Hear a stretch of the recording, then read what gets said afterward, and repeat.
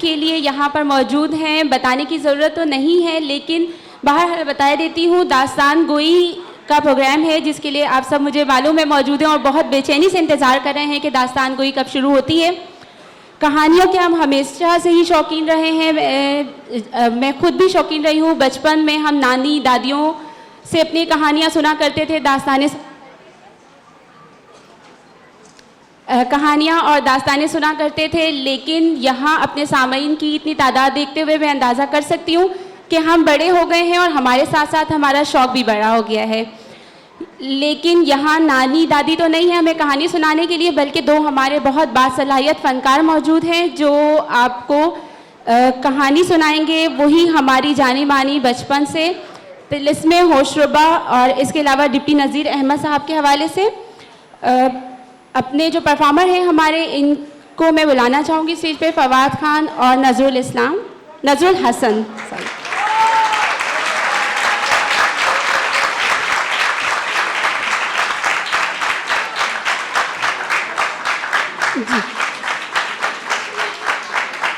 کراچی سے تعلق رکھنے والے فواد خان اداکار بھی ہیں, کہانی گو بھی ہیں. اس کے علاوہ national academy of performing art المعروف ناپا سے فارغ التحصیل ہیں, ہدایت کار بھی ہیں, لکھاری بھی ہیں, اداکار بھی ہیں, اور آپ کے سامنے ہیں بہت خوبرو بھی ہیں.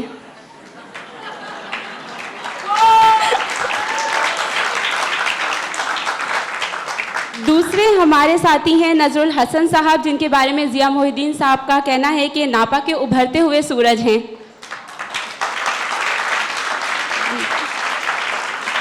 تھیٹر پرفارمر ہیں, اداکار ہیں, اور داستان گوئی سے بھی شغف رکھتے ہیں. آپ کے سامنے داستان پیش کریں گے.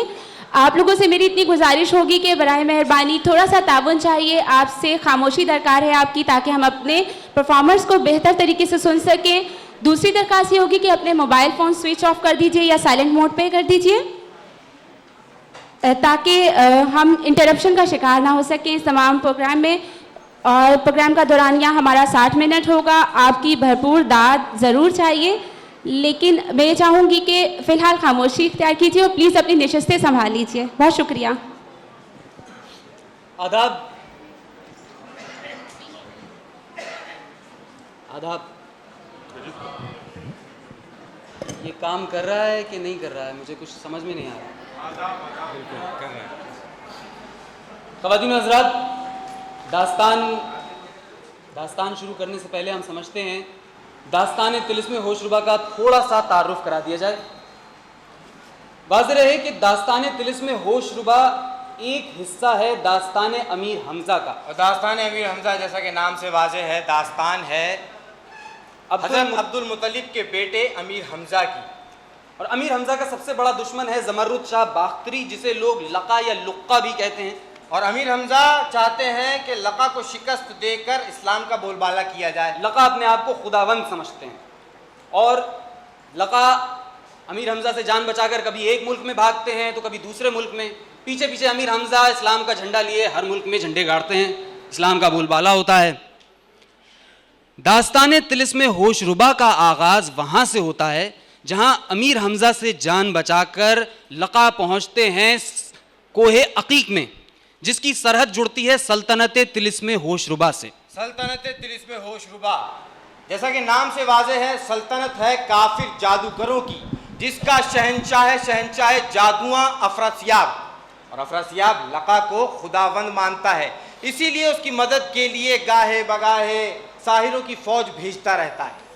اب ادھر افراسیاب اور لقا سے جنگ میں تو گامزن ہیں امیر حمزہ, ادھر ان کے بیٹے بدیع الزماں غلطی سے شکار کی نیت سے نکلتے ہیں اور پہنچ جاتے ہیں طلسم ہوشربا, اور وہاں ساحر ان کو پکڑ لیتے ہیں اور قید کر لیتے ہیں. ان کو آزاد کرانے کے لیے اور طلسم ہوشربا کو فتح کرنے کے لیے امیر حمزہ بھیجتے ہیں اپنے نواسے اسد کو, جن کو اسد طلسم کشا کہا جاتا ہے, ماں 5 عیاروں کے نام شاید آپ کو یاد ہوں. ایک نام تو ہے مشہور زمانہ نام ہے, کوئی تو لے سکتا ہے, عمرو عیار, امر عیار یا امرو عیار. ان کے ساتھ 4 عیار اور ہیں, برق عیار, قران عیار, جانسوز اور زرغام عیار. یہ 5 عیار اسد کے ساتھ ایک طریقے سے کہہ لیجئے آج کل کی اصطلاح میں کمانڈو ایکشن کرنے نکلے ہیں اور طلسم کو فتح کرنے نکلے ہیں. اچھا عمر عیار ساحر یا جادوگر نہیں ہیں, ان پر انبیاء کرام کے کئی کرم ہیں. مطلب یہ کہ انبیاء کرام ایک بار ان کے خواب میں آ کر ان کو کئی سارے تحائف دے گئے ہیں, جس میں ایک ہے فیتا یا عیاری, جس سے وہ جب چاہیں جیسی چاہیں جس کی چاہیں شکل اختیار کر سکتے ہیں. جی ہاں, لڑکے سے لڑکی بن سکتے ہیں, بوڑھے بن سکتے ہیں, بچے بن سکتے ہیں, بکری بھی بن سکتے ہیں. دوسرے ہے ان کی مشہور زمانہ زنبیل, جس میں اس دنیا سے سوا ایک اور دنیا آباد ہے, اور جس میں وہ جو چاہے ڈال سکتے ہیں اور جو چاہے نکال سکتے ہیں. تیسرے ہے ان کی گلیم عیاری, جس کو اوڑھ لیں تو انسان غائب ہو جاتا ہے. یہ گلیم آج کل ہیری پوٹر کے پاس بھی ہے. اس طرح کے اور کئی سارے تحائف ہیں, لیکن ان کا ذکر آگے آئے گا. فی الحال ہم داستان کا آغاز وہاں سے کریں گے کہ بدیع الزماں کو آزاد کرانے اور طلسم کو فتح کرنے کے لیے نکلے ہیں اسد طلسم کشا, اور وہ بھی جاتے ہی قید ہو گئے ہیں. اب دیکھیے کہ عمر عیار کس طرح سے اسد طلسم کشا کو آزاد کراتے ہیں.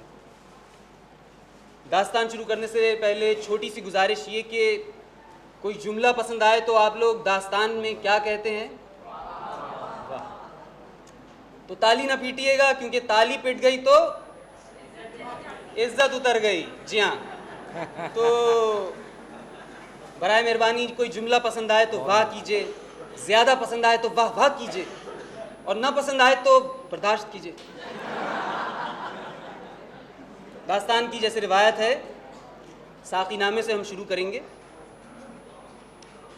وہ دارو پلا ساقی میں پرست, کہ جو ایک ہی جام میں کر دے مست, بہانہ نہ کر بادہ خاروں سے تو, حوالے کر اب ساغرے مشکبو, پھریں مست بڑ مارتے ہر طرف, چلیں رند بنکارتے ہر طرف, تیرے فیض سے ہوں میں جادو کلام, فسوں ساز مشہور ہو میرا نام, وہ فقرے میں دوں زاہد خشک کو, چلے میں کدے کی طرف مست ہو, سکھا مجھ کو ساقی وہ عیاریاں, کروں جا کے وائز سے مکاریاں, نہ ہو حرمت دخت رز کا خیال, بنے رند کا قول سہرے حلال, ذرا جا پھر میں کدے کو چلو, کہ راہ طلسمات دریافت ہو.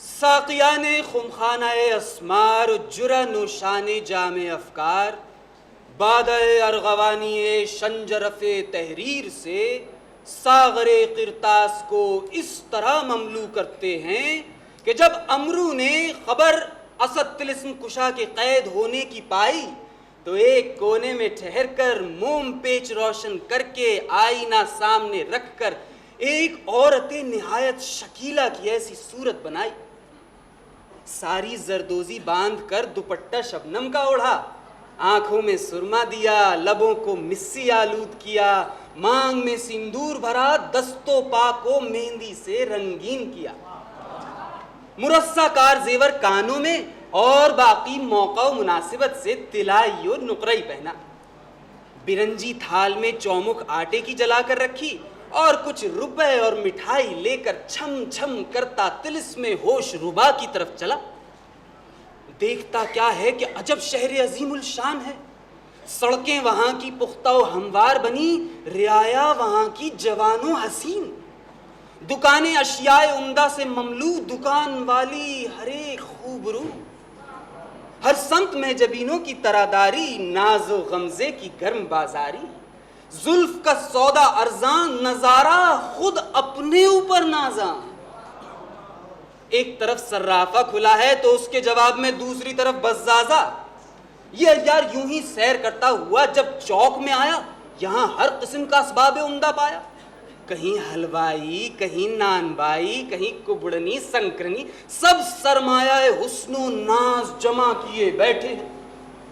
حلوائیوں کی مٹھائی پر شیریں کا سامان, جہان کی رال ٹپکتی, نان بائیوں کے کھانوں کو دیکھ کر نان ہوس سینوں کے تنور میں پکتی, کبڑنوں کی ترکاریوں پر سبز رنگان عالم کا دل برنگے سبزہ پامال ہوتا, ہرا ہرا ساگ سبزہ خلد سے مقابلہ کرنے پر تیار ہوتا. یہ یار یوں ہی سیر کرتا ہوا جب میلے میں پہنچا تو جہاں مجمع نوجوانوں کا دیکھتا انہی میں سے ہو کر نکلتا. رات کا وقت ایسی حسینہ, یاروں نے جو دیکھا لگاوٹیں کرتے ہوئے ساتھ ہوئے. ایک نے کہا واہ اتنا غرور نہ چاہیے. ایک نے آوازہ کسا, ارے دیکھا چاہیے یہ مرادوں بھری گٹھڑی کہاں کھلتی ہے. ایک نے کہا دیکھا چاہیے یہ نقدہ نقد مال, یہ دولت کس کو ملتی ہے. ایک نے آواز دی, ارے ایک نگاہ ادھر بھی. دوسرا بولا, ارے یہ دل حاضر ہے اور جگر بھی. تیسرا نے کہا, ارے ذرا منہ پھیر کر ہنس دینا. چوتھا قریب آ کر گویا ہوا, ارے او ظالم نگاہ محبت سے ہاں دیکھ لینا. بعض جو معزز شریف کے لڑکے نئے بگڑے ہوئے تھے وہ معقول گفتگو سے پیش آئے. ایک نے کہا, اے دولت بیدار, کیا گنجینہ شرم و حیا تو نہ لٹائے گی اور نقد دل ہمارا ہی لیے جائے گی. ایک مچھی تیری بہت اچھی ہوگی, مجھ رسیا کو اپنا مزہ چکھا جا. بس اسی طرح کوئی کلمات عاشقانہ زبان پر لاتا, کوئی بحسرت و یاس کہتا.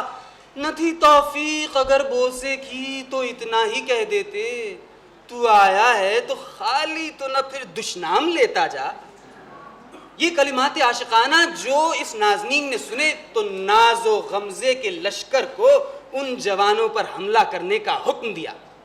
اس کے بعد یہ شہریار ملک کے حسن و جمال قریب گنبد خداوند کے پہنچی, یعنی گنبد سکندر پہ. سکندر جادو وہ جادوگر ہے جس نے کہ امر ایار کو قید کر رکھا ہے اور وہ بھی اپنے آپ کو خداوند مانتا ہے. ادھر مجمع الشاق کا یہ سوچ کر تھم گیا کہ جب یہ بتیرانہ پرستش خداوند کی کر کے باہر آئے گی اس وقت اس کو رام کریں گے. جیسے ہی یہ دروازے پر آئی, پجاریوں نے کہا پھر جا کہ یہ وقت خداوند کے آرام کرنے کا ہے اور عرش اعلیٰ پر جانے کا ہے. اس نے کہا میں شب کو یہاں نہیں ٹھہر سکتی, فوراً گر جاؤں گی, تم مجھے اندر آنے دو. خداوند میری آواز سن کر عرش پر سے فرش پر اتر آئیں گے. اے آپ مجھے بلا کر کیا فلک اعظم پر چلے جائیں گے. پجاریوں نے کہا تو کیا تمہیں خداوند نے یاد کیا ہے. اس نے کہا جی ہاں, میں لیٹی تھی کہ آپ ہنستے ہوئے گئے, کہنے لگے کہ تجھ بغیر بے چین ہے, جلد ہمارے پاس چلیا. بس یہی سن کر میں یہاں حاضر ہوئی ہوں. اب اگر تم مجھے اندر نہ جانے دو گے تو شکایت تمہاری میں خداوند سے کروں گی. پجاری یہ سن کر ڈرے اور ان میں سے ایک اٹھ کر اندر گنبد کے گیا. گنبد کے اندر سکندر جادو لیٹا تھا اور اپنے جواہر نگار پلنگ پر آرام کر رہا تھا مگر جاگتا تھا. پجاری نے آہستہ سے عرض کیا, یا خداوند آپ جاگتے ہیں. خداوند نے پجاری کو پاس بلایا. پجاری نے جملہ حال زنے با حسن و جمال کے آنے کا عرض کیا. خداوند نے اپنی کرامت ظاہر کرنے کو کہا, ہاں ہاں وہ قدرت کی بندی سچ فرماتی ہے, ہم ہی نے اس کو یاد کیا ہے, جا جا جلد اس کو بھیج دے. پجاری باہر گیا اور امر ایار کو اندر لے آیا. امر ایار نے اندر آ کر گرد خداوند کے پلنگ کے پھرنا شروع کیا. خداوند نے جو نگاہ اٹھا کر دیکھا تو ایک اختر آسمان دل ربائی, گوہر دریائے آشنائی, یوسف جمال, زلیخا خصال, ماہ کی صورت, چکور کی سیرت, لیلا کی سج, مجنوں کی دھج, شمع کا رنگ, پروانے کا ڈھنگ, بزم کی آرائش, پہلو کی زیبائش, نیند کی کھونے والی, لپٹ کر سونے والی کو ملاحظہ کی. ایسی صورت یہ بنا تھا کہ ہر چند کے خداوند نے ہزاروں پری پیکروں کو دیکھا تھا مگر یہ حسن دل فریب اس کی نظر سے نہ گزرا تھا. شکل دیکھتے ہی بےتاب و بے قرار ہو گیا. اٹھ کر پلنگ سے ہاتھ اس کا پکڑا اور پاس بٹھایا. اس نازنین نے ایسی ادا سے خداوند کو دیکھا اور اس انداز سے شرما کے سر جھکایا کہ خدائی کو خداوند کی خاک میں ملایا. میں خانہ چشم سے وہ ساغر بے خودی چلایا کہ اس پیر فرتوت کو نوجوانی کا مزہ دل میں سمایا. پاس بٹھا کر لپٹنے لگا, خر مستی کرنے لگا. اس صنم نے اپنے خم ابرو کی محراب کا ساجد بنا لیا. اس کے لپٹنے سے اس نازنین نے سسکی بھر کر کہا, یا خداوند مجھے اور بات یاد کر کے ڈر معلوم ہوتا ہے, میرا بھی سن ہی کیا ہے. خداوند نے کہا, اے مایا ناز, بن تیری یاد دم گزرتا ہو تو کافر ہوں, سحر سے شام تک میں ورد تیرا نام کرتا ہوں. یہ کہہ کر اس شعلہ روح کے قریب آیا اور منہ اپنا آگے بڑھایا اور بوسہ لبے شیریں لینا چاہا. اس نازنین نے الٹے ہاتھ سے ایک تماچا منہ پر خداوند کے مارا اور گویا ہوئی کہ اب بس تو سر کی میرے ہر گھڑی قسم مت کھا، قسم خدا کی تیرے دل میں اب وہ پیار نہیں۔ خداوند یہ بات سن کر مزید دست حوض دراز کیا۔ اس نازنین نے کہا یا خداوند، ہرچند کہ میں اس وقت آپ کی منظور نظر ہوں، مگر میری بھی قسمت ایسی ہے کہ آپ بھی مجھے کچھ دیر میں خوار و بے اعتبار کر کے نکال دیں گے۔ خداوند کو اس کا رنج کب گوارا تھا، گویا ہوا سن میں باعث خدائی و زندگی سن، گو میں تمام عالم کا خدا ہوں مگر تو جیسے بت کا بندہ ہوں۔ یہ کہہ کر اس ماہرو سے لپٹ گیا۔ وہ بسان حوصلہ و مانند شعلہ جوالا خاطر آغوش سے تڑپ کر نکلی۔ بس پھر تو ہنگامہ اختلاط جانبین سے گرم ہوا، کبھی معشوقہ سے عاشق ہم بغل، کبھی خیال ہجر سے دل میں خلل، گاہ نازک بدن باہیں گردن میں حمایل کرتی، کبھی خنجر ابرو سے غصہ جتا کر گھائل کرتی۔ عاشق منت کرتا، پاؤں پہ سر دھرتا، یہ شرماتی لجاتی، نئے رنگی یہ چشم فتاں گردش دوراں کا رنگ دکھاتی۔ عاشق زانو سے زانو مسل، رخسار و پستان پر ہاتھ بڑھاتا، یہ سسکی بھر کر رہ جاتی۔ اس اسنا میں اس نازنین نے اپنی انگیا سے عطر بے ہوشی کی شیشی نکالی اور گھول کر اپنے جسم پر ملنے لگی۔ خداوند نے کہا ہمیں نہیں۔ اس نازنین نے انگوٹھا دکھا دیا۔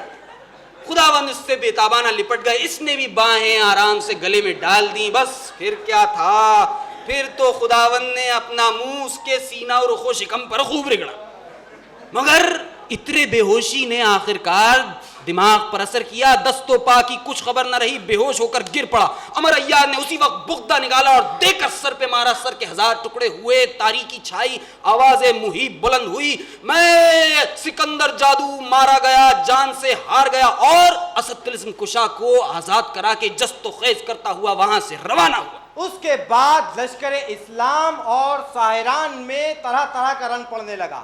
کبھی ساحر عیاروں کو پکڑ کر لے جاتے، کبھی عیار ساحروں کو قتل کر ڈالتے۔ اسی دوران کئی ساحر مسلمان ہو گئے، اور ان مسلمان ہونے والے ساحروں میں سب سے بڑا نام تھا ملکہ بہار جادو کا، جو کہ ملکہ حیرت کی بہن ہے اور شہنشاہ جادواں افراسیاب کی سالی ہے۔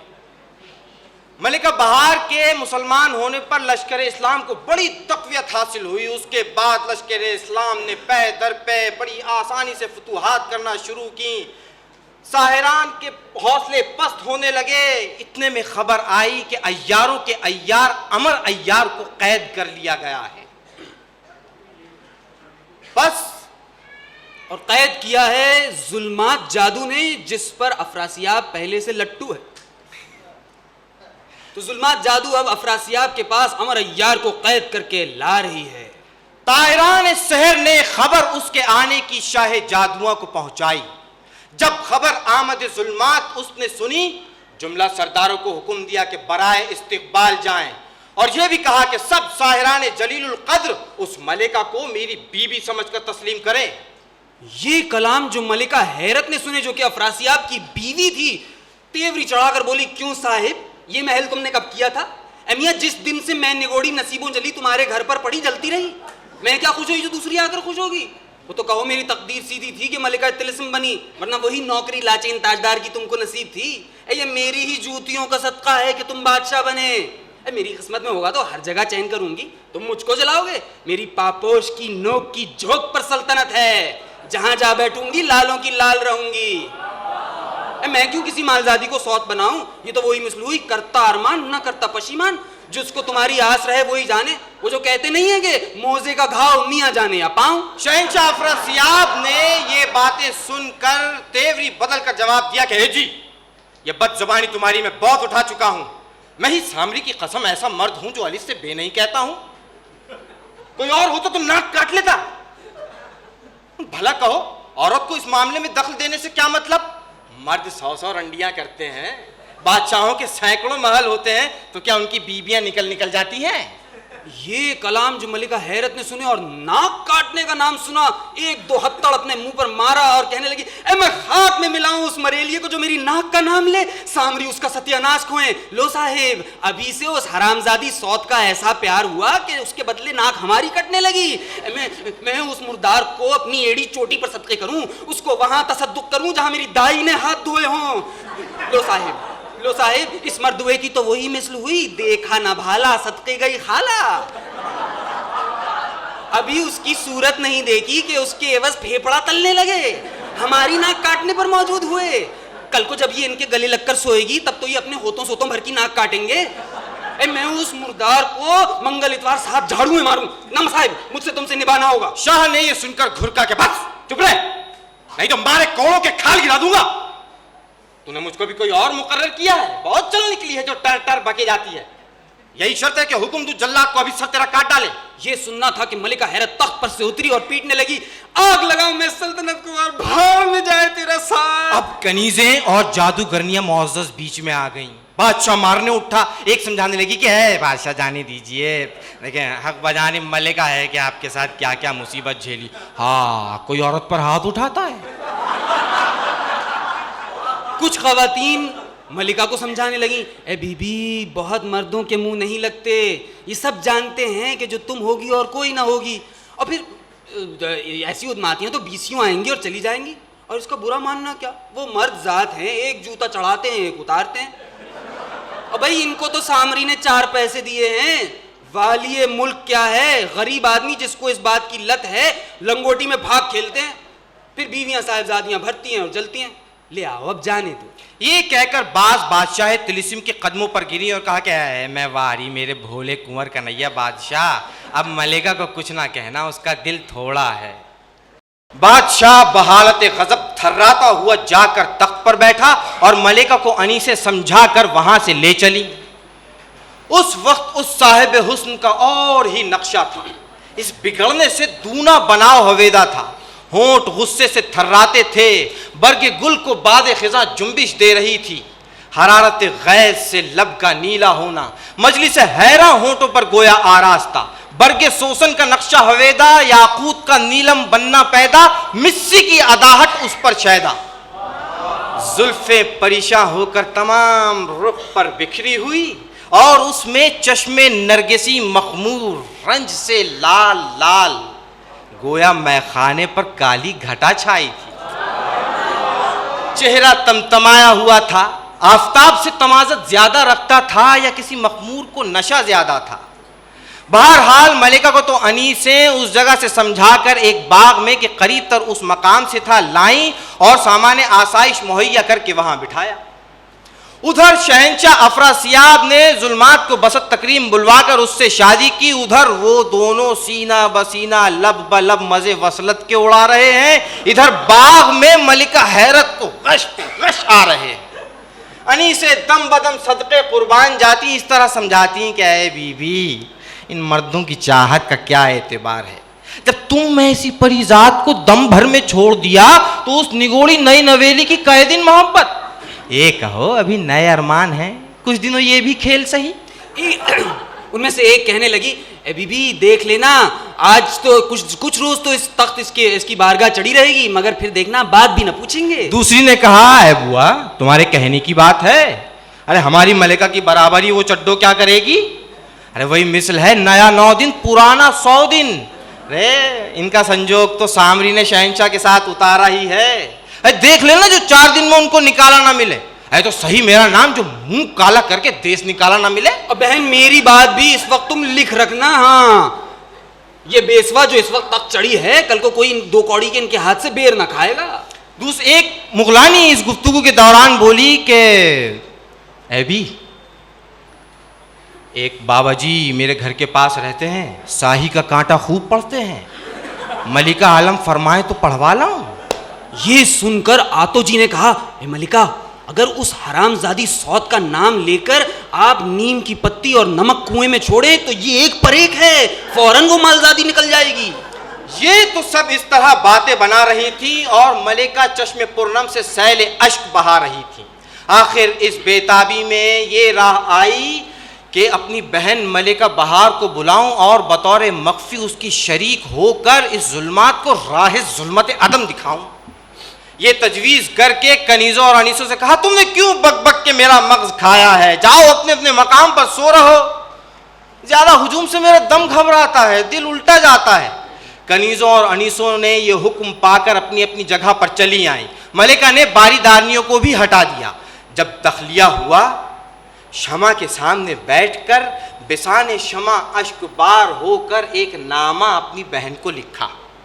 مضمون یہ تھا, اے میرے ساتھ ماں کی کوکھ میں پاؤں پھیلانے والی, اے میری ماں جائی, اے میرے ساتھ کی دکھ اٹھائی, اے میری جان جانو دل سے بہتر, اے میری نور نظر لخت جگر, تیری ماں جائی پر بڑی آفت آئی ہے.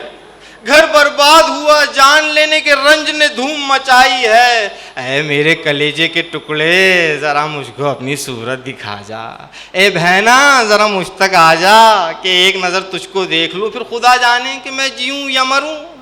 یہ لکھ کر ایک پتلی اپنے جوڑے سے نکالی, وہ لوٹ کر بصورت پری بن گئی. وہ نامہ اس پری کو دے کر کہا کہ جہاں میری بہن ملکہ بہار ہے وہاں لے جا اور اسے بلا لا. وہ پری اڑ کر بزور سحر اڑ کر ملکہ بہار کے پاس پہنچی. ملکہ بہار کو اس نے نامہ دیا. نامہ جیسے ہی ملکہ بہار نے پڑھا اور چلنے کا قصد کیا, پیچھے سے زرغام عیار جو کہ اس تجویز میں تھا کہ کسی طرح سے امر عیار کو چھڑانے کی کوئی ترکیب کی جائے, اس نے بھی ملکہ بہار سے چلنے کی اجازت مانگی. ملکہ نے اجازت دے دی اور زرغام عیار ایک حسینہ و جمیلہ بنا اور ملکہ بہار کے ساتھ اپنے حسن کی بہار لے کر طلسم ہوش ربا کی طرف چلا. ادھر ملکہ حیرت منتظر اپنی ہمشیرہ کے بیٹھی تھی, دیکھتے ہی گود پھیلا کر کھڑی ہو گئی اور کہا کہ میری آنکھوں کی ٹھنڈک, میرا دل تجھ بغیر تڑپتا تھا. بہار نے سر سینے سے لگا دیا. اس نے بلائیں لی, سر سے سر اتارا اور پھر رونے لگی. اے باجی کچھ کہو تو, آخر ہوا کیا ہے؟ اے بیٹی یہ بھی میرا مقصوم, تمہارے دولہا بھائی نے رنڈی کی ہے, ہم کو دودھ کی ایسی مکھی جان کر نکال دیا. اے جانی میرا دل اٹا ہوا ہے, جان دینے کو جی چاہتا ہے, وہی مثل ہے کہ لاٹھی مارے پانی جدا نہیں ہوتا. میں نے چاہا کہ ایک نظر تجھ کو دیکھ لوں. یہ کلام جب بہار نے سنے تو بہار نے کہا اے باجی میں تمہاری چھوٹی بہن ہوں, اور پھر تم کہو گی کہ مجھ پر یہ سانحہ گزرا اس سبب سے یہ بھی کہتی ہے, مگر قصور معاف. میں تو سچ کہوں, اگر میرا شوہر رنڈی کرتا تو میں اس کے منہ کو جھلسا دیتی, سر بازار کھڑی ہو جاتی کہ جا بھڑوے یہ تیری رائے ہے یا میری رائے ہے. باجی اب تم نے جو مجھ کو بلایا ہے تو میں دولہا بھائی کا کیا لوں گی. اگر لڑنے کو کہو تو برسوں سے لڑتی آتی ہوں. ہاں اگر تم شریک خواجہ امرو کے لشکر کی ہو جاؤ تو وہ اس قہبہ ظلمات کی ناک چوٹی کاٹیں اور شہنشاہ کو بھی ناک چنے چبا دیں. میری ماں کے برابر قسم سے جس روز سے میں خواجہ امرو کی جا کر شریک ہوئی ہوں اس روز سے تمہارے بچھڑنے کا خیال رہتا ہے, آنسو کسی دم تھمتا ہی نہیں. اے باجی اپنے دیدوں کی قسم تم بڑی سنگ دل ہو, کبھی برے دل سے بھی یاد نہیں کرتے ہو. اچھا چلو ان باتوں کو جانے دو, لو آؤ اٹھو میرے ساتھ چلو, خواجہ امرو کے لشکر میں جا کر شریک ہو, میں تمہیں تخت سلطنت پر بٹھاؤں گی اور پھر دولہا بھائی پر بھی قدر عافیت کھل جائے گی کہ ہاں کسی کو جلانا ایسا ہوتا ہے اور رنڈی بازی کا یہ مزہ ہے. اور باجی میں تو سچ کہوں مجھے خواجہ امرو کا دین سچا معلوم ہوتا ہے. اے بہن اس میں حرام نہیں کرتے, اکیلے خدا کو پوجتے ہیں, جادو کرنے والے کو نام دھرتے ہیں, پاکیزگی اور صفائی اپنے جسم اور لباس کی ہر وقت رکھتے ہیں, ایک مصیبت میں دوسرے مصیبت میں کام آتا ہے, باہم الفت و محبت رہتی ہے. جو کچھ بڑائی اس دین کی ہے میں بیان نہیں کر سکتی. حیرت نے کہا بیٹی یہ تو سچ کہتی ہے, مگر میں تو ماں باپ کے نام کی لاج کرتی ہوں, تبھی تو اس موئے کا ساتھ کر کے مصیبت بھرتی ہوں. دوسرے خواجہ امر کو بھی یہ موئی ظلمات بکٹے لائی ہے, اگر خواجہ یہاں آتے تو میں ان سے کچھ شرطیں کرتی. یہ سننا تھا کہ زرغام عیار جو کہ ملکہ بہار کے ساتھ آیا تھا اور عورت کی صورت بنا ہوا تھا, ملکہ حیرت کے قریب آیا اور اس نے کہا ملکہ اگر خواجہ امرو کے قید ہونے کی جگہ بتاؤ تو میں ان کو جا کر چھڑا لاؤں. حیرت نے کہا تو کون ہے؟ زرغام نے کہا میں زرغام عیار. حیرت کو اس کی صورت دیکھ کر حیرت ہوئی کہ کیا خوبصورت بنائی ہے. اس کے بعد اس نے اس کو بتایا کہ ایک خیمہ قریب بارگاہ ظلمات ہے, اس خیمے کے اندر ایک ساحر رہتا ہے جس کا نام ہے متین جادو. متین جادو کے سینے پر ایک کلید ٹنگی ہے جو کہ اس قفس کی ہے جس کے اندر امر عیار قید ہیں. اگر کوئی شخص اس خیمے کے اندر جائے گا تو پکڑا نہ جائے گا بشرطے کہ وہ اپنے ساتھ نقش جمشیدی رکھتا ہو. پس جو عیار امر عیار کو چھڑانے کا قصد کرے پہلے کسی ترکیب سے نقش جمشیدی حاصل کرے. اس کی تاثیر یہ ہے کہ پھر امر عیار کو چھڑانے کے بعد کوئی باہر جاتے ان کو دیکھ نہ سکے گا. زرغام نے فوراً کہا کہ میں ابھی جاتا ہوں اور استاد کو چھڑا کر لاتا ہوں. ملکہ حیرت نے کہا یہاں سے نہیں جانا, اپنی جگہ سے جانا. زرغام تامل پذیر ہوا. ملکہ بہار بھی کچھ دیر ٹھہر کر وہاں سے رخصت ہوئی اور اپنے تخت پر جا بیٹھی. زرغام باغ سے باہر نکل گیا, تخت سحر پر نہ بیٹھا. ملکہ بہار نے سحر پڑھ کر اپنے تئیں لشکر اسلام میں پہنچایا اور زرغام نے لشکر ملکہ ظلمات کا راستہ لیا اور اسی خیمہ متین کے پاس حسب نشاندہی حیرت آیا. دربانوں نے روکا. یہ زن حسینہ تو بنا ہوا تھا ہی گویا ہوا موو, کچھ تمہاری شامت آئی ہے, مجھ کو بھی کوئی اور مقرر کیا ہے, لو دیکھو سوجھو. یہ کہہ کر ایک کاغذ مہری بادشاہ طلسم کا کمر سے نکال کر دیا. اس میں لکھا تھا کہ اے متین, ہم تمہارے حسن انتظام سے بہت خوش ہوئے, از بس کہ تم بسبب حفاظت قیدیاں شریک جلسہ عشرت شادی نہ ہو سکے, اس لیے رتبہ بھی تمہارا افزوں کیا گیا, جس کا حال آئندہ تمہیں معلوم ہوگا. اب یہ عطیہ دعوت کے لیے تمہاری بھیجا ہے. کاغذ کا یہ مضمون دیکھ کر دربان تو خاموش ہوئے. ادھر زرغام عیار خیمے کے اندر گیا. دیکھتا کیا ہے کہ خوب آراستگی ہے, فرش پر تکلف بچھا ہے, جواہر نگار پلنگ پر ساحر لیٹا ہے, شمعائے موم یوں کافور روشن ہے, ساحر کے سینے پر وہ کلید ٹنگی ہوئی ہے. اس نے جا کر اس کے سینے پر ہاتھ رکھ دیا اور اس کا ہاتھ رکھنا تھا کہ متین جادو جو کہ نیم خفتہ تھا گھبرا کر اٹھ بیٹھا. آنکھ کھلی تو بالی پر ایک آفتاب محشر نظر آیا جس نے خواب عدم سے فتنہ خفتہ کو جگایا, کتنوں کو خواب گئے گور میں سلایا. یعنی ایک نازنین شوخ و حسین پرفن و صفاق بہیں شکل و شمائل میرے سامنے کھڑی ہے. شمع و چراغ کو بھی تو اس کے دیدار کی پڑی ہے. فروغ و ضیائے رخسار شمع کی روشنی کو اندھا بناتی ہے, چھوٹ اس کے حسن کی پڑ رہی ہے. یہ دیکھتے ہی ہنستے ہوئے اٹھا اور ہاتھ اس گل اندام کا پکڑ لیا. اس گل اندام نے اپنا ہاتھ چھڑا کے ماتھا کوٹ لیا. اے سامری میں نگوڑی جہاں گئی مردوں نے مجھے مستانی ہی سمجھا اور لگی دھر پکڑ کرنے, اور ان منہوں کو شرم بھی تو نہیں آتی اس قسم کی مستی جتاتے ہوئے. وہ جو کہتے نہیں ہیں کہ ہونٹوں سے ہونٹ منہ سے میرے منہ ملا لیا, چھیڑا کچھ اس طرح کہ گلے سے لگا لیا. اے میاں کچھ شامت تو نہیں آئی تمہاری, کہیں سوتے میں بدخات تو نہیں ہو گئے, ذرا ہوش میں آؤ. میں خاک میں ملاؤں اس نوکری کو جس کارن میری آبرو جائے. میں ملکہ سے کہتی تھی اس ادھرتیہ کو مجھے غیر مرد کے پاس نہ بھیج, نہ مانی. وہی ہوا نا جو میری قسمت کا لکھا پیش آیا کہ مردوا مجھ کو ادماتی سمجھا. متین نے جب یہ باتیں سنی اس نازک اندام پر اور زیادہ فریفتہ ہوا. ایک تو یہ سادی سادی وضع, دوسرے یہ متانت, یہ ناز معشوقانہ, تیسرے گوشے تنہائی. بیتابی دل نے مسند ہوس پر پاؤں پھیلایا اور پکارا, اے جانی میرا دل اس وقت قابو میں نہیں ہے. میرا تو یہ حال ہے کہ ایک مدت سے جان دینے پر آمادہ ہوں. اس نازنین نے ہنس کر کہا, کیوں مرد ہوئے, کیوں باتیں بناتا ہے, آج سے پہلے تو نے میری پرچھائی بھی نہ دیکھی ہوگی. متین سمجھا کہ حیرت کے پاس سے یہ آئی ہے, اسی کی یہ ملازم ہے, لاؤ اپنا عشق قدیم جتا کر اس بت کو رام کروں. یہ کہہ کر گویا ہوا کہ واہ واہ صاحب, آپ اس دن ملکہ عالم پاس بیٹھی نہیں تھیں جب ملکہ نے مجھ کو ایک کام کو بلوایا تھا, بس اسی دن سے میں آپ پر فریفتہ ہوا تھا. یہ کلام جو عیار نے سنے دل میں خیال کیا کہ اب یہ تجھ پر خوب عاشق ہوا ہے, اپنے دل سے باتیں گھڑتا ہے اور مکر تراشتا ہے. بس اسی وقت شرما کر بناز و ادا گردن جھکا لی.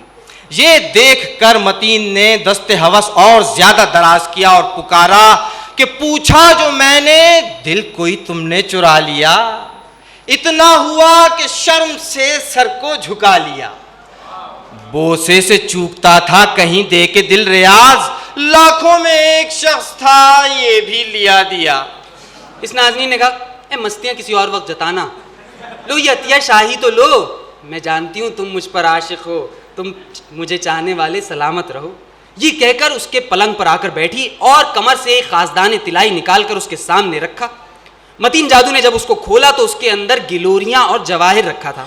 اس کے ساتھ اس نازنین نے اس کو ایک رقعہ بھی دیا جس میں لکھا تھا کہ اے متین, ہم نے یہ جواہر تمہاری دعوت کے لیے بھیجے ہیں, اور چونکہ خالی کوئی چیز نہیں بھیجتے اس لیے حسب دستور گلوریاں بھیجی ہیں. غرض وہ ساحر اپنی ملکہ کی یہ عنایت دیکھ کر بہت خوش ہوا اور کہا کہ اے جانی, ایک گلوری اس میں سے مجھ کو اپنے ہاتھ سے کھلاؤ, میرے قتل پہ بیڑا اٹھاؤ. اس نازنین نے منہ چڑھا دیا اور انگوٹھا دکھایا اور پھر ماتھا کوٹ کر کہنے لگی, اے مردوے تو نے بڑی آفت ڈھائی ہے. اور وہ کہتے نہیں ہیں مان نہ مان میں تیرا مہمان, اور پھر نام خدا سے دل میں ارمان بھی بھر رکھے ہیں. میں تو یہاں آ کر بلا میں پھنسی, اب بلا بھی یہ ٹلتے ٹلتے ہی ٹلے گی. لو یہ گلوری زہر مار کرو. میری تو وہ مثل ہے کہ بوجھ وہ سر سے گرا ہے کہ اٹھائے نہ اٹھے, کام وہ آن پڑا ہے کہ بنائے نہ بنے. یہ سن کر وہ گلوری اس کے دیتے ہی کھا گیا اور پکارا کہ اس لب سے مل ہی جائے گا بوسا کبھی تو, ہاں شوق فضول جرت رندانہ چاہیے. یہ کہہ کر چاہتا تھا کہ سرگرم اختلاط ہو, مگر گلوری میں بے ہوشی ملی تھی, اس نے اثر کیا اور یہ منہ کے بل گرا. زرغام نے فوراً اس کے سینے سے کلید حاصل کی اور نقش جمشیدی کے ذریعے امر کو رہا کرایا اور جست و خیز کرتا ہوا اپنے تئیں لشکر اسلام میں پہنچایا. لشکر میں خواجہ سے ہر ایک سردار ملا. ملکہ بہار نے بھی جملہ حقیقت اپنی بہن ملکہ حیرت کی بیان کی. عمر نے کہا, تمہاری ہمشیرہ اپنا وقت گانٹتی ہے, مسلمان کبھی نہ ہوگی, مگر اس سے کہہ دو کہ تم اطمینان رکھو, ہم ظلمات کو قتل ضرور کریں گے. اور یہی ہوا. عمر عیار نے اپنی عیاری سے ملکہ ظلمات کو بے دردی سے قتل کر ڈالا. ملکہ ظلمات جادو کی لاش خون میں تر بتر شاہ افراسیاب کے پاس آئی. شاہ افراسیاب نے اس کے جسم خون آلود کو دیکھ کر خوب آنسو بہائے اور اس کے رخسار پر اپنے رخسار کو رکھ کر پکارا کہ اے جانی, اے صاحب ایسی نیند سوئی کہ تن بدن کا ہوش نہیں, اپنے شہدا کی محبت کا جوش نہیں. اے شرم و حیا دکھانے والی, لوگ آتے جاتے ہیں تن اپنا ڈھانکو. اے صاحب ہاتھا پائی کرنے میں ہاپو. اے میری جان, پھر نہ شرما کر نظریں نیچی کر لو, پھر ہم سے لپٹو, ماتھا کوٹو, ہم سے روٹھو. ہائے وہ ناز و غمزہ کدھر گیا, اس چاند سی تصویر کو کون خون میں بھر گیا. اے میری جان, اس جنگل کی فضا تم کو بھا گئی, شب وصل میں جاگی تھی جو ایسی نیند آ گئی. اے میری جان سے بہتر نور نظر تخت سلطنت تمہارے بغیر سونا پڑا ہے, ارکان دولت میں رونا پیٹنا مچا ہے. مجرائی واسطے تسلیم کے حاضر ہیں, تمہارے برآمد ہونے کے منتظر ہیں. اٹھو اور نظریں لو, خلت سرفرازی دو. ہائے ہائے, میں اب اس دلدار کو کہاں پاؤں گا اور اس کی کس کس ادا کو اس دل مستر سے بھلاؤں گا. بادشاہ از بس کے مدت سے فریفتہ جمال ظلمات تھا اور وصل وہ ملکہ قبول نہ کرتی تھی. اب مراد بر آئی تھی, بس جدائی اس کی بہت شاق گزری.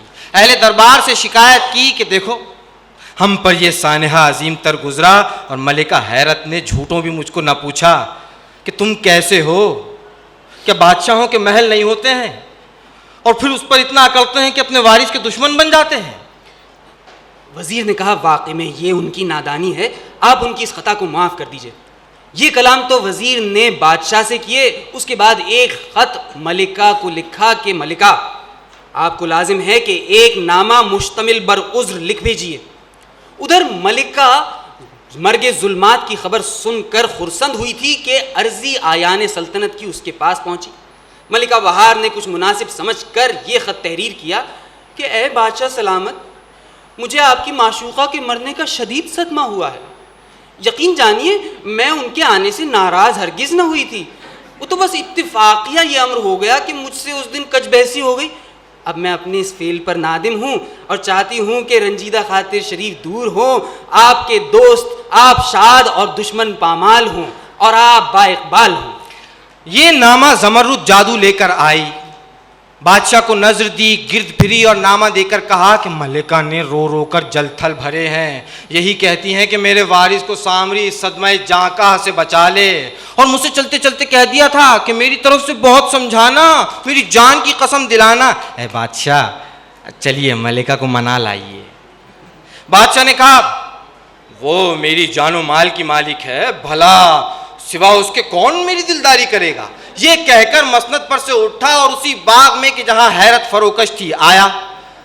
کنیزوں نے تسلیم کی, انیسہ نے ملکہ نے بلائیں لی. ملکہ موصوفہ نے جب بادشاہ کی شکل دیکھی تو رونے لگی. بادشاہ نے اشک ہاتھوں سے پاک کیے. ملکہ حیرت نے ہاتھ جھٹک دیا اور کہا کہ چلو, میں ایسے پھلاسڑوں میں نہیں آتی. یہ تو وہی مثل ہوئی جب آنکھیں ہوئی چار تو دل میں آیا پیار, جب آنکھیں ہوئی اوٹ تو دل میں پڑی کھوٹ. آج تک نہ پوچھا کہ تم پر کیا گزری, جب رنڈی بازی سے فرصت ملی تو یہاں آئے, میں ایسی الفت سے درگزری. ایک کنیز ملکہ کو سمجھانے لگی, اے شہزادی تمہاری یہ بیکار کی بحث ہے. اے بی بی, رہتا پانی رہ گیا اور بہتا پانی بہ گیا, اب اس کا ذکر ہی کیا. چلو بادشاہ خود رنجیدہ خاطر ہیں, ہمارے سر کی قسم تم ان کی دلجوئی کرو.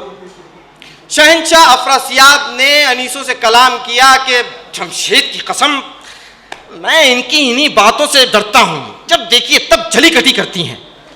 ایک انیس کہنے لگی, او صاحب ناز کر ناز بردار سے اور سودا کر خریدار سے, مثل چلی آتی ہے.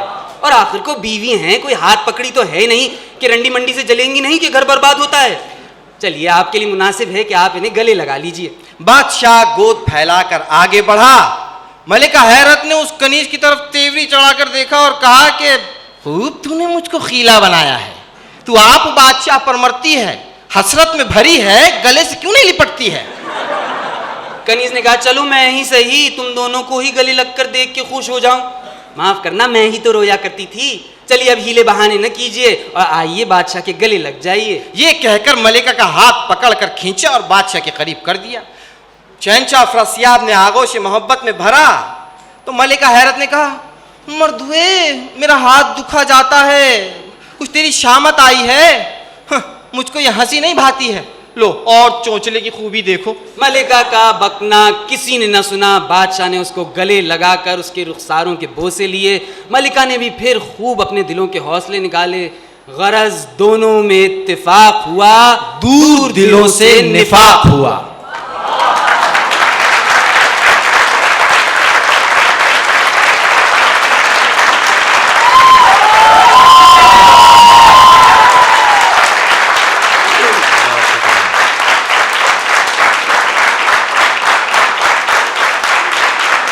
داستان ابھی ختم نہیں ہوئی ہے.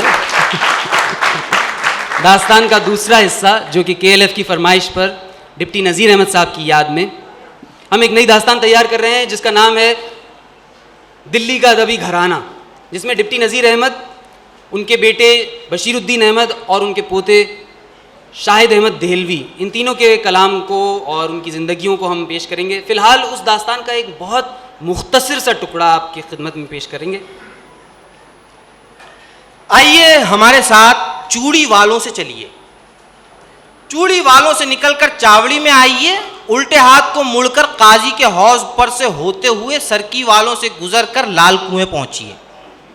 آگے بڑھیے تو بڑیوں کا کٹڑا ہے, وہاں سے آگے چل کر نئے بانس میں آئیے. یہ سیدھا راستہ کھاری باولی کو نکل گیا ہے. نکڑ سے ذرا ادھر ہی دائیں ہاتھ کو ایک گلی مڑی ہے, یہ بتاشے والوں کی گلی ہے. بتاشے بنتے ہوئے ہم نے سب سے پہلے یہیں دیکھے.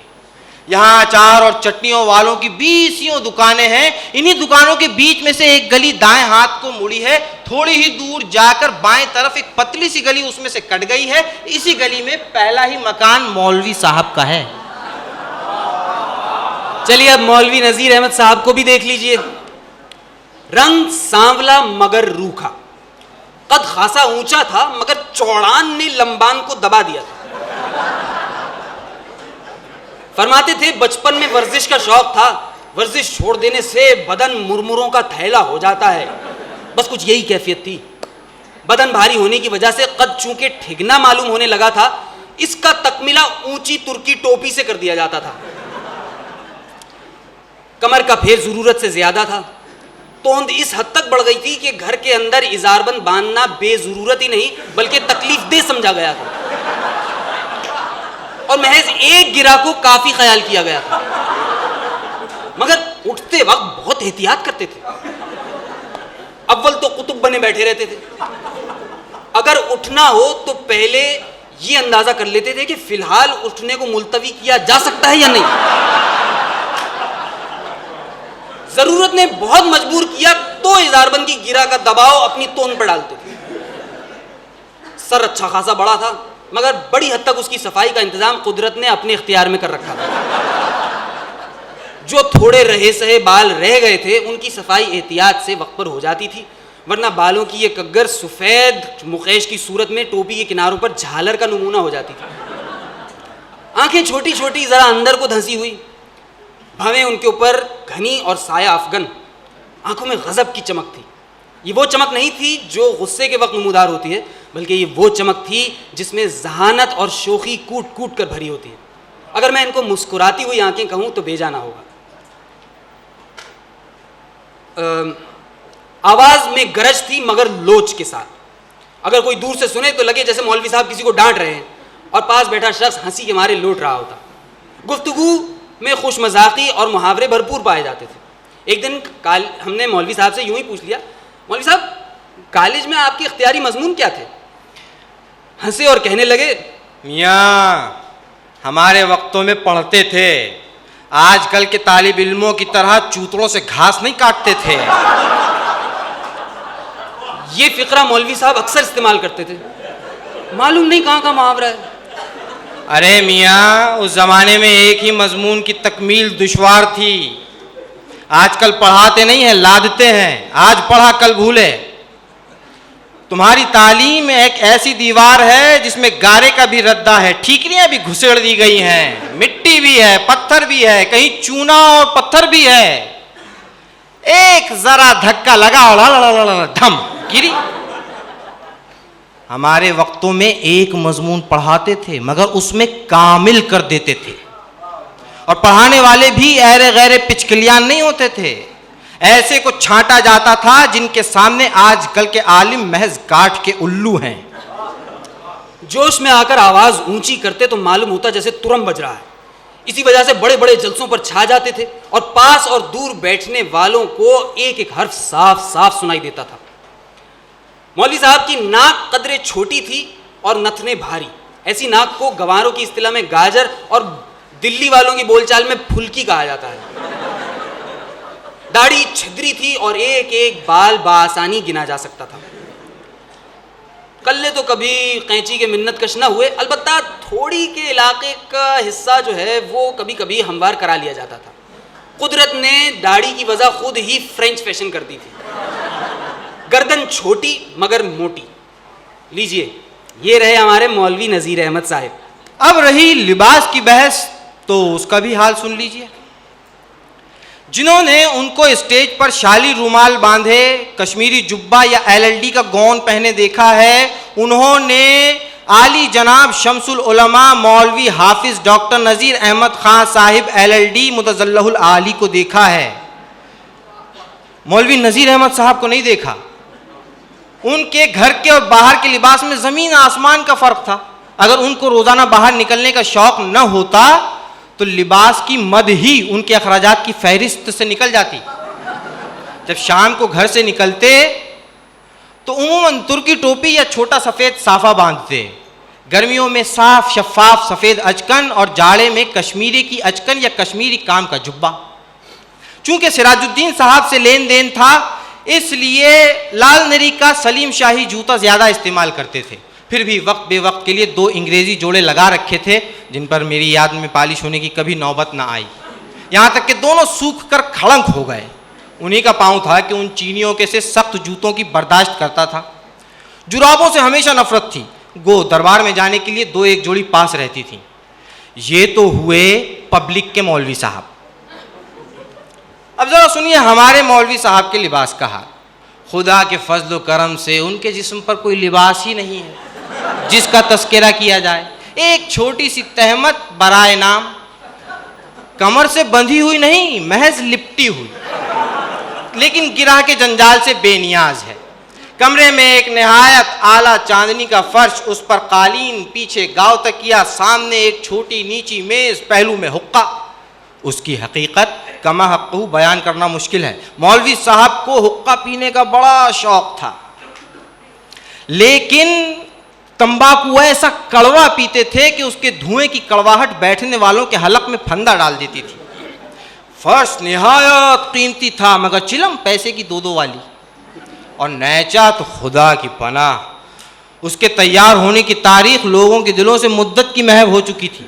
ایک دفعہ ایک صاحب نے نیچا برتنے کا ارادہ بھی کیا تو مولوی صاحب نے نیچے کو جورو کا مترادف قرار دے کر ایسا سخت فقرہ کسا کہ بیچارے ٹھنڈے ہو کر رہ گئے. خیر، جاڑے کا موسم ہے، مولوی صاحب بیٹھے حقہ پی رہے ہیں اور بچوں کو پڑھا رہے ہیں. سر پر کنٹوپ دھرا ہے، مگر بڑا دقیانوسی. کبھی کانوں کو ڈھکے ہوئے اور ڈوریاں نیچے لٹکتی ہوئی، کبھی اس کے دونوں پاکھے اوپر کی طرف سیدھے کھڑے ہو کر لاٹ پادری کا نمونہ بن جاتے. کبھی انہی پاکھوں کو اوپر تلے ڈوریوں سے کس دیا جاتا اور کنٹوپ فیلٹ کیپ کی شکل اختیار کر لیتا. جسم پر روئی کی مرزئی، مگر اتنی پرانی کہ اس کی روئی کی گرمی مدت سے مائل و سردی ہو چکی ہے. گھر میں لباس سے اس استغنا کے کئی باعث تھے. اول تو یہ کہ مولوی صاحب کو اپنے کاموں ہی سے فرصت نہ تھی، پڑھنے پڑھانے اور لکھنے لکھانے میں ان کا سارا دن گزر جاتا تھا. دوسرے یہ کہ مولوی صاحب مکان پر بہت کم لوگوں سے ملتے تھے. جس کو ان سے ملنا ہوتا تھا وہ شام کو ٹاؤن ہال کی لائبریری میں جا کر ان سے مل آتا تھا. جو لوگ ان کے گھر آتے تھے وہ یا تو ان کے شاگرد ہوتے تھے یا خود صاحب کمال لوگ. ایسے لوگ ظاہر ہے کہ جی اشارہ مجھے مل گیا ہے. ایسے لوگ ظاہر ہے کہ ظاہری حالت کو نہیں دیکھتے، یہ دیکھتے ہیں کہ مولوی صاحب ہیں کتنے پانی میں. تیسری لباس سے بے اعتنائی کی اہم وجہ یہ تھی کہ مولوی صاحب اپنے گھر کو اپنا گھر سمجھتے تھے، کسی دوسرے کا دولت خانہ نہیں جانتے تھے. اس لیے جس طرح انہیں آرام ملتا وہ اسی طرح رہتے، جی چاہا پہنتے، نہ جی چاہا نہ پہنتے. البتہ باہر جاتے وقت کھائیے من بھاتا اور پہنیے جگ بھاتا پر عمل کرتے تھے. اصلی عالم تو گھر پر تھے، باہر نکل کر ظاہری عالم بھی بن جاتے تھے. اب ذرا خوراک کا بھی حال سن لیجئے. کھانے پینے کا بے تحاشا شوق تھا. صبح کو ناشتے میں 2 نیم برشٹ انڈے ضرور ہوتے تھے. میوے کا بھی بڑا شوق تھا، اس لیے ناشتے اور کھانے میں میووں کا ہونا لازم تھا. کھاتے جاتے تھے اور پڑھاتے جاتے تھے. مگر مجھے حسرت ہی رہ گئی کہ کبھی شریک طعام نہ ہو سکا. کہتے بھی جاتے تھے بھی میاں کیا مزے کا آم ہے، میاں کیا مزے کا خربوزہ ہے، مگر بندہ خدا نے کبھی یہ نہ کہا کہ بیٹا ذرا چکر تو دیکھو کیسا.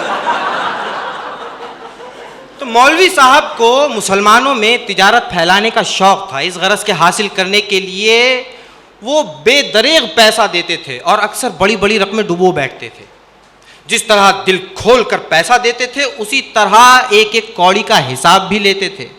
گرمی ہو یا جاڑا، دھوپ ہو یا مہ، قرض داروں کے ہاں ان کا روزانہ چکر نہ چھوٹتا تھا. گئے اور جاتے ہی سب سے پہلے غلق پہ قبضہ کیا. اس کے بعد کھاتا دیکھا، گروی دیکھی، سامان دیکھ کر بکری کا اندازہ کیا، روپیہ جیب میں ڈالا، السلام علیکم وعلیکم السلام کیا اور چل دیے. کوڑی کوڑی کا حساب دیکھتے، اعتراضات کی بوچھاڑ کرتے جاتے اور کہتے جاتے بھائی حساب جو بخشش سو. فقرے کے پہلے جزو سے تو قرضدار بیچاروں کو روزانہ واسطہ پڑتا تھا، لیکن دوسرے جزو کا دیکھنا کبھی کسی کو نصیب نہ ہوا. ایک دفعہ کا ذکر ہے کہ ایک صاحب مولوی صاحب کے پاس آئے، ان سے تجارت کا ذکر چھیڑا. مولوی صاحب کو ولایتی جوتوں کے وہ سبز باغ دکھائے کہ تیسرے ہی روز بلا کسی ضمانت کے مولوی صاحب نے 11,000 روپے کا چیک ان کے نام لکھ دیا. بڑے ٹھاٹ سے سنہری مسجد کے قریب دکان کھولی گئی. مولوی صاحب روزانہ جاتے، گھڑی 2 گھڑی بیٹھتے، دکاندار صاحب کی لچھے دار باتیں سنتے. چلتے وقت کچھ روپیے جیب میں ڈالنے کو مل جاتے، اس لیے خوش خوش بغیر حساب کیے گھر آ جاتے. یہی ٹھوکر تھی جس نے مولوی صاحب کو بغیر حساب کیے روپیہ ہاتھ لگانے پر مجبور کر دیا تھا. بہرحال قصہ مختصر، اصل میں سے 2-2.5 ہزار روپیے مولوی صاحب کو تھما. اس دکاندار نے دیوالا نکال دیا. قرقی ہوئی، مال نیلام چڑھا اور اس میرے یار نے کل سامان دوسروں کے ذریعے سے خود خرید لیا اور اس چال کی مولوی صاحب کو کانوں کان خبر نہ ہوئی. چلو اس کے بعد پھر گھر آیا, گھر آ کر بہت رویا, ٹسوے بہائے. مولوی صاحب نے کہا بیچارے کو بڑا رنج ہوا, کہا جاؤ بھائی جاؤ, تجارت میں یہی ہوتا ہے, یا اس پار یا اس پار. چلو گئی گزری بات ہوئی. پھر ایک دن خدا کا کرنا یہ ہوا کہ مولوی صاحب چاوڑی میں جا رہے تھے, کچھ جھٹپٹا ہوا تھا. دیکھتے کیا ہے کہ دکاندار صاحب خوب پیے, عطر میں بسے, پھولوں کا کنٹھا گلے میں ڈالے, ایک رنڈی کا ہاتھ پکڑے کوٹھے سے اترے اور ایک کھلی ہوئی گاڑی میں آ کر بیٹھے. مولوی صاحب نے جب یہ رنگ دیکھا تو وہیں ٹھٹک گئے.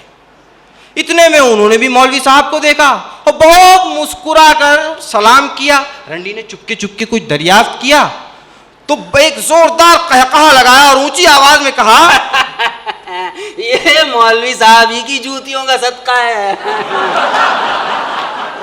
مولوی صاحب کے آگ لگ گئی. اسی دن نالش ٹھونک دی اور آخرکار اس کو ٹھکانے لگا کر ہی دم لیا. لوگوں نے سفارشیں کی, انہوں نے خود بھی آ کر بہت کچھ توبہ تلہ کی, مگر یہ نہ ماننا تھا نہ مانے. اور آخرکار جب اسے کھکھل کر دیا اس وقت ان کو چین آیا. اچھا, سود لینا مولوی صاحب جائز سمجھتے تھے. کوئی حجت کرتا تو مارے تعویلوں کے اس کا ناطقہ بند کر دیتے تھے. ایک تو حافظ, دوسرے عالم, تیسرے لسان, ان سے کون ورا سکتا تھا؟ اور تو اور خود اپنے شاگرد سے سود لینے پر تیار ہو گئے. واقعہ یہ ہے کہ ہم پر متفرق قرضے تھے. ہم نے سوچا کہ ایک شخص سے قرضہ لے کر باقی سب کو ادا کر دیا جائے. قرضہ کس سے لیا جائے یہ سوال ذرا ٹیڑھا تھا. پھر پھر کر مولوی صاحب ہی کا نام ذہن میں آتا تھا. ایک دن میں نے جی کھڑا کر کے مولوی صاحب سے کہہ ہی دیا. کہنے لگے کتنا روپیہ چاہیے؟ 12,000. ضمانت؟ چوڑی والوں کا مکان. کل قبالہ لیتے آنا. میں نے دل میں کہا چلو چھٹی ہوئی, معاملہ جلدی پٹ گیا. اگلے روز میں قبالہ لے کر پہنچا. پڑھ کر کہنے لگے ٹھیک ہے مگر بیٹا سود کیا دو گے؟ مولوی صاحب آپ اور سود؟ کیوں, اس میں کیا حرج ہے؟ بھائی مجھ سے نہیں لوگے تو کسی ساہوکار سے لوگے, اس کو خوشی سے سود دو گے. ارے بھائی میرا فائدہ کرو گے تو دین و دنیا دونوں میں بھلا ہوگا, آخر میں تمہارا استاد ہوں. مولوی صاحب لوگ کیا کہیں گے, مولوی ہو کر سود لیتے ہیں, اور وہ بھی لیتے کس سے؟ اپنے شاگرد سے. بھائی اب مجھے اس کی کوئی فکر نہیں. جب سے مجھ پر کفر کا فتویٰ لگا ہے میں اس قسم کے ڈر سے پاک ہوا. بس تمہارے لیے یہ رعایت کر سکتا ہوں کہ اوروں سے روپیہ سینکڑا لیتا ہوں, تم سے 14 آنے لوں گا. مولوی صاحب نے کئی ساری تصانیف کی. ان میں توبۃ النسوح, میرات العروج, جس کو انگریز سرکار نے, میرات العروج جو کہ انہوں نے لکھی تو اپنی بیٹی کے لیے خاص تھی, مگر اس کو انگریز سرکار نے تعلیمی نصاب کا حصہ بنایا. انہوں نے کئی سارے تراجم کیے جس میں تعزیرات ہند کا بھی ترجمہ مقبول عام ہوا. اس کے علاوہ انہوں نے ایک ترجمہ جو کہ ان کے دل کے قریب تھا وہ تھا قرآن شریف کا ترجمہ, اور وہ انہوں نے دلی کی ٹکسالی زبان میں کیا, اور ما با محاورہ ترجمہ. مثلا انہوں نے اس طرح کا ترجمہ کیا کہ ایک آیت جیسے ہے عورت مرد کا لباس ہے اور مرد عورت کا, اس کا ترجمہ مولوی صاحب نے ایسے کیا کہ مرد عورت کا چولی دامن کا ساتھ ہے. مگر یہ ترجمہ لوگوں کو پسند نہ آیا اور لوگوں نے اس کے اوپر بڑی ہاؤ ہو کی, بڑا شور مچا. مولوی صاحب کو قرآن شریف کا ترجمے پر بڑی انگلیاں اٹھائی گئیں. مولوی صاحب اس سے بڑے دلگیر ہوئے. اب ذرا کفر کا بھی واقعہ سن لیجئے کہ کفر کا فتویٰ کیسے لگا, کہ آج کل بھی ہر شخص مسلمان بنا پھرتا ہے. قصہ یہ ہے کہ مولوی صاحب نے آخری زمانے میں ایک کتاب لکھی تھی امہات الامہ کے نام سے. اس زمانے میں دستور تھا کہ پادری سڑکوں پر کھڑے ہو کر عیسائیت کی تبلیغ کرتے تھے. ان میں سے ایک عیسائی نے حضرت صلی اللہ علیہ وآلہ وسلم کے اوپر کئی سارے اعتراضات اٹھائے, جن میں سے ایک اعتراض ان کے ایک سے زیادہ نکاح پر تھا. کئی علماء نے اس کا جواب لکھا, سر سید احمد خان صاحب نے بھی اس کا جواب لکھا, اور مولوی نذیر احمد صاحب نے اس کے جواب میں پوری ایک کتاب لکھ ڈالی. یہ کتاب لکھی تو ایک پادری کے احمقانہ اعتراضات کے جواب میں تھی, مگر فی الحال یہ تاریخ اسلام کا ایک بیش قیمت باب ہے جو کہ تعقلی تنقید کی بنیاد پر لکھا گیا تھا. ادب کی رو میں مولوی صاحب سے یہ بے ادبی ہو گئی کہ حضرت صلی اللہ علیہ وآلہ وسلم اور اہل بیت جیسے جیسی مقدس ہستیوں کے نام کے ساتھ انہوں نے احترام کے الفاظ نہیں لکھے، جس کے بعد لوگوں نے بہت شور مچایا، بہت غل مچایا، اور کچھ ایسے فقرے بھی لکھ گئے جو کہ بیان کے اعتبار سے تو بالکل درست تھے، زبان کے اعتبار سے بالکل درست تھے، مگر غالباً احترام بیان کے اعتبار سے ناموزوں سمجھے گئے، بلکہ کئی ساروں کے خیال میں ہتک آمیز سمجھے گئے۔ مولوی صاحب اپنی اس کتاب کے بارے میں کہتے تھے کہ اگر مولوی دلیلوں کے ہتھیار لے کر میرے اوپر حملہ کریں تو میں ان کی دلیلیں ایسے کاٹ دوں گا جیسے قینچی کپڑے کو کاٹ دیتی ہے اور وہ دوبارہ جوڑ نہیں سکتا۔ بہرحال اس کتاب کا چھپنا تھا کہ لوگوں نے، مخالفین نے اپنے پھپولے خوب پھوڑے۔